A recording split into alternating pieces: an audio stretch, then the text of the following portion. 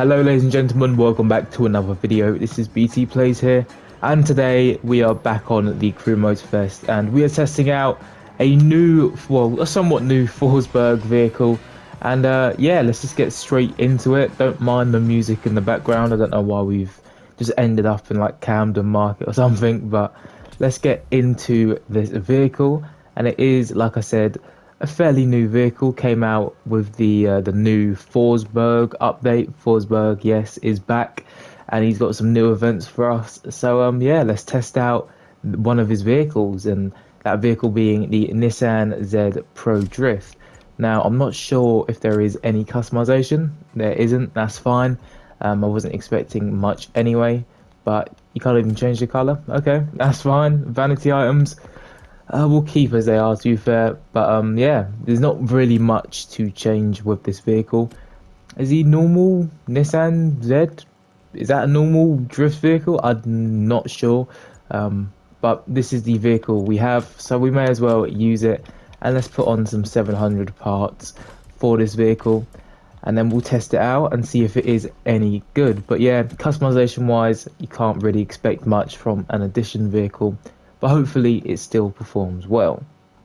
Now, with all 700 parts on, this thing has a top speed of 205 miles per hour, has a 0 to 60 in 3.1 seconds, brake distance 60 to 0 is 19.1 yards, and it also has 1,401 horsepower. And yes, this thing is a drift vehicle, if I haven't said that already. So let's get straight into the drift event, and let's see if this thing is any good. So I'll see you there in a second. Alright, let's test out this vehicle and see if it is any good. And to be fair, I am looking for another vehicle to compete with the 370Z, because that vehicle is just always, it's just so good all the time. So I'm looking for a vehicle that can, you know, sort of be as good as that. I don't think it will, but we'll test it out and see if it is. So hopefully this vehicle does perform pretty well. I haven't played this game in a while, and I haven't drifted in a while, so this might take a while to get used to, but I'm sure I'll get used to it in no time. So let's go. First impressions, definitely need to get to grips with it first. And then NOS comes out the front, really? That's such a strange place to have it. I am stinking up the gaff right now, definitely not doing well at all. It feels a bit heavy in the front for some reason, not the back, in the front. But it's kind of hard to turn this thing, which is something I've never experienced before. It is a short event as well, so I might even do it twice. But I mean, it does slide. It is very easy to slide as well. It's just very hard to maintain the drift. It's probably just me being very bad at drift events all of a sudden, but we've got our points, and that is all I am happy with, really.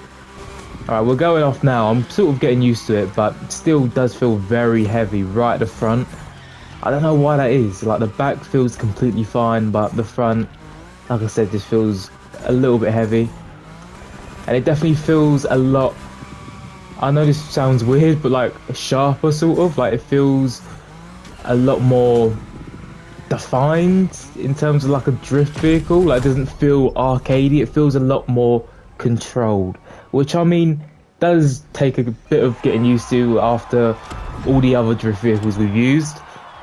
But I could see it being a pretty solid vehicle once you actually get to grips with the well, not new mechanics, but you know, every vehicle sort of feels different. So once you get used to this vehicle's mechanics and the way it actually performs, then this thing could be pretty decent. I'm actually going to test it out one more time, and then I'll come back to you with a final verdict.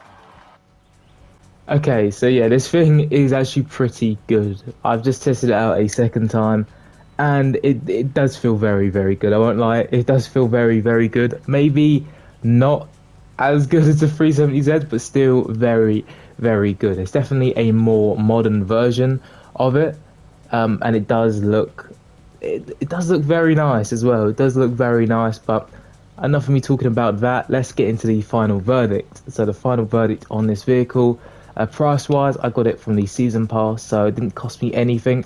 I don't know how much it would be if it was actually available, probably around 250, 300k, so something like that. And to be fair, for this vehicle, it isn't too bad. Um, Customization, there isn't much customization. I would definitely buy this thing if it was just the Nissan Z, because I would want to see the customization of this vehicle. But unfortunately, with this version, there isn't. So I have to factor that in. And then obviously the performance as well.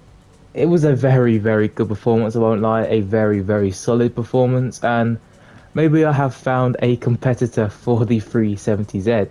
So out of 10, I'm going to give this vehicle, I'm going to give it an 8.7 out of 10. Despite the customization, it is just a very, very solid drift vehicle. And if you are in the market for a drift vehicle, then I think this vehicle, it will do, the 100% it will do for now. But yeah, if you have used this vehicle, tell me what you think of it down below in the comment section. Way down there, don't forget to like and subscribe if you are new, and I'll see you in the next video.